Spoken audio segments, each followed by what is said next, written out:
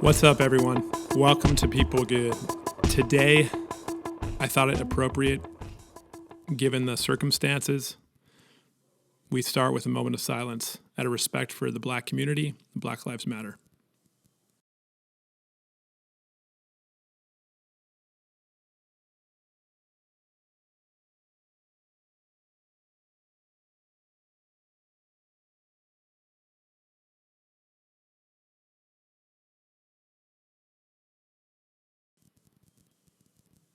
So as we move in today's show, I think it's not a coincidence that we're talking about emotional intelligence, mindfulness, relational well-being, ability, diversity.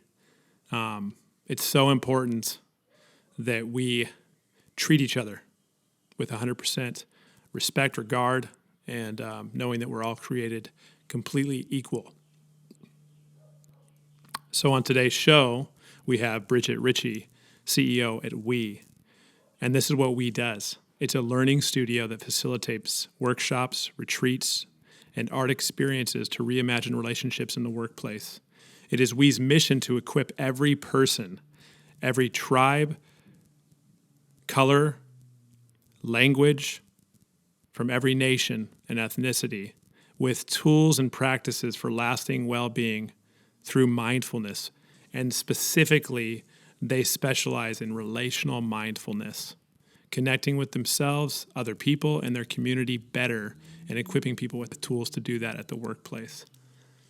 So check them out if you want to learn more at welcometowe.com. They definitely know what they're doing. They're bleeding edge. I suggest you guys check them out if you want to start to build your team, especially the EQ of your team. For the past 10 years, Brigit Ritchie has been facilitating personal and professional development for women and now co-ed groups globally. As the founder of We, Brigit's vision is to develop relational mindfulness to equip teams to thrive at work. Her custom curriculum equips people across the world with powerful and effective emotional intelligence tools. When it comes to mindfulness in the workplace, Brigit leads the way. Her process for creating cultures of inclusion and belonging are currently utilized by giants like Google, Instagram, and Lululemon. Brigit is a mother of two living in LA with an active studio practice where she paints, commissions, and murals for clients and brands. Welcome, Brigit.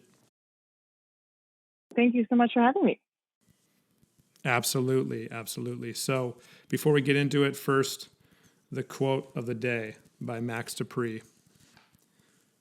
Functionally and technologically, we are concerned with intimacy. We should be concerned with intimacy when we design the organizational structures, which, after all, are the roadmaps that help us to work together. Intimacy with our work directly affects our accountability and results in personal authenticity in the work process. So, why don't you tell us what you do at We, Brigit? Yeah, I'd love to. So as you mentioned, I am founder and CEO of We, and I developed the custom curriculum that we have trademarked as Relational Mindfulness to give folks a sense of belonging and inclusion at work. And it's really based on the best of mindfulness practices, emotional intelligence skills, and inclusive leadership training. That's really interesting. And for me, I'm familiar with well-being. I've heard about mindfulness, but more just on the meditation side of things and being present at every moment. Can you explain to us what is relational mindfulness? Absolutely. So it's really all about bringing attention and awareness to the quality of our relationships. As you said, mindfulness is often associated sort of with these modalities of breath work or yoga or meditation, but really it's just attention and awareness. And very rarely do we give ourselves the opportunity or space to consider what is our vision for healthy and thriving relationships in the workplace and at home. So we like to prompt people with these questions and give them trainings and workshops to really explore that for their team. Yeah, and it seems to be so important right now, especially given the current context in which we all live. So can you tell our listeners, can you help them understand the difference between mindfulness and well-being? Because I feel like sometimes these tend to be just buzzwords that people throw around. Mm-hmm. Absolutely. Yeah. So the way we define well-being at We is that we invite people to define it for themselves. It's so important to understand that well-being is really rooted in our values And it really is important to understand that well-being looks different for every person. So it's about being able to be energized and engaged and bring your best self to work. As far as mindfulness, that's really different in the sense that that's more about presence. It's about bringing attention and awareness to something and creating space to pause and consider how we're being impacted by our relationships. And so those two things really play together to develop, again, the outcome of creating cultures of inclusion through everyone having the tools to have thriving relationships. Yeah, and I think that's so important, especially when I mean, first of all, that's helpful. Really helpful. I think that helps us kind of create definitions for both lanes, mindfulness, being more present in the moment, and the idea of being centered on what you're doing and then thoughtful. So with that said, I mean, obviously that takes time. Like you have to, like, is it true that you have to slow down to do it? Or like, how do you do it in the busyness of getting deadlines done? Yes, absolutely. We get that question a lot. It truly is a practice.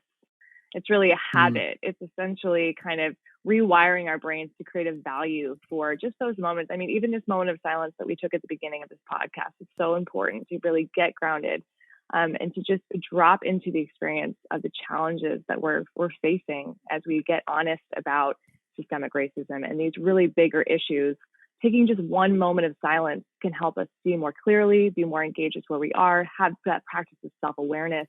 And so I do encourage people to just incorporate moments like that. You know, something we do that's very simple is 3 deep breaths at the beginning and the end of each meeting we have.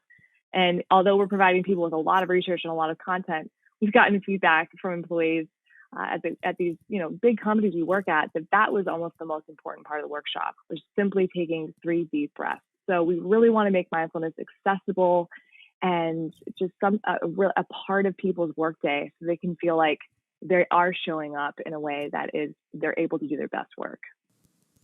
Yeah, that's really good. And I feel like you get better work. You become more productive when you take those moments in that time. And for me, my perspective is working with being in a biracial marriage, also working with multi-ethnic teams in my nonprofit as well as at my businesses.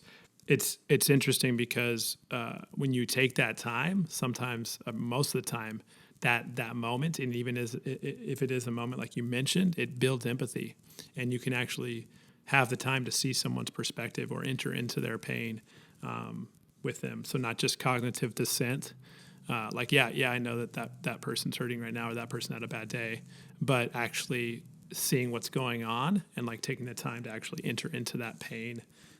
It's so critical. So that's great. Something I'm still learning about and horrible at, but how can leaders, with that said, how can leaders integrate mindfulness into the team dynamics? Like besides the moment of pause, like what are some practical things that we can do as leaders to do this with our team? Yeah, I mean, even to speak to what you just said, it's really sort of about humanizing the workplace. It's about that slowing down and acknowledging the person in front of you, that they're coming to work with their whole selves, their personal journey, their professional journey, where they are. And when we do that, we do experience that teams and really employees feel more engaged in the workplace. So how I would kind of summarize that is this idea, again, another little bit of a buzzword. What is inclusive leadership? Inclusive leadership is actually putting the relationship at the center of your leadership. It's really acknowledging that everyone you're leading is a person and that they want to do their best work. They really want to contribute. But when we pause and consider how to amplify the voices of those who are underrepresented, how to really create an emotionally intelligent workplace by first putting the relationship, acknowledging that these are people and that we need to create a space where people feel safe, they feel trusted, they feel included.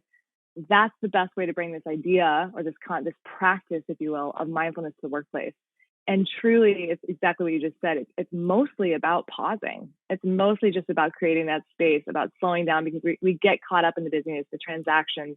Obviously, it's so important to be focused on production and the ROI, but that doesn't really happen until we create environments where people can thrive.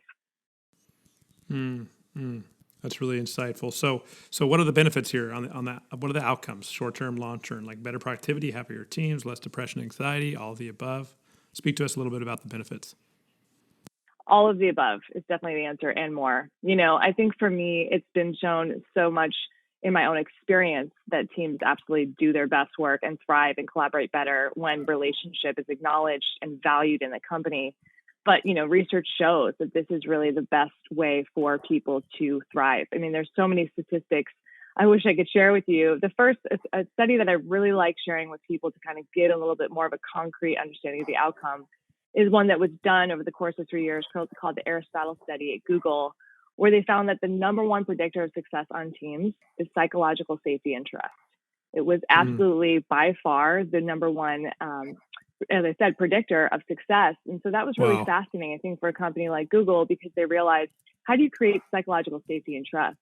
Well, you create space for people to take risks, to have their voices be heard, to really show up in a way that's engaged and humanizes their experience. And so, that's the work that we're doing. We really want to see people not only have great connections at work, but have a space to grow and advance and take risks and contribute on another level.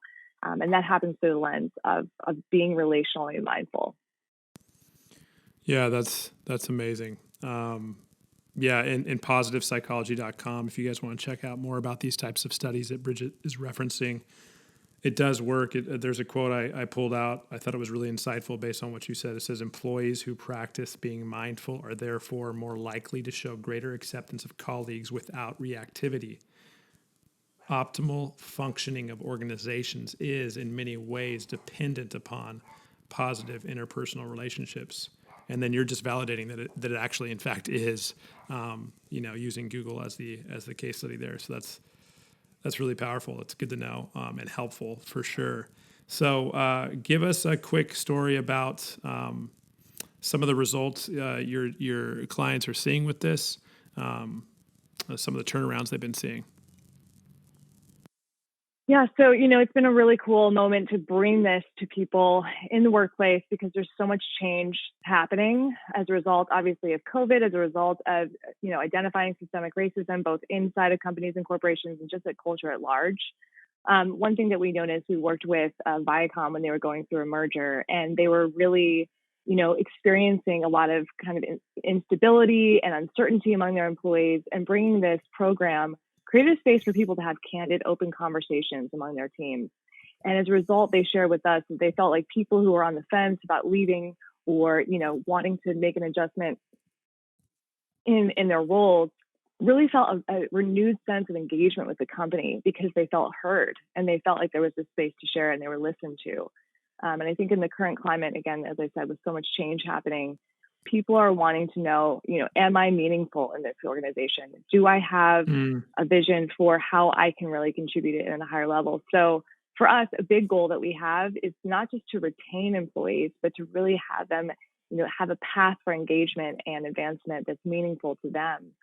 So that's been a big source of kind of feedback that we've gotten from companies, both in surveys and actually just anecdotally, where employees are so much more likely to stay and really engage in a deeper level when they feel like they're part of an inclusive team. Another stat that I like to quickly reference is that, it's been reported that employees are 19 times more satisfied when they feel like they're part of an inclusive environment. And so that's a huge number in the sense of, wanting to develop and grow leaders.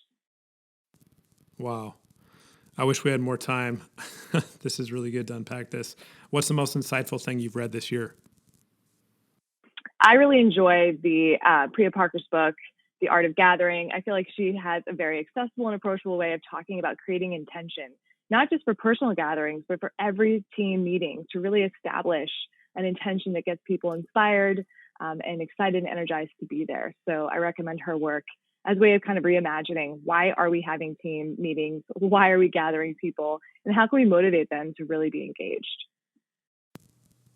Thanks for that.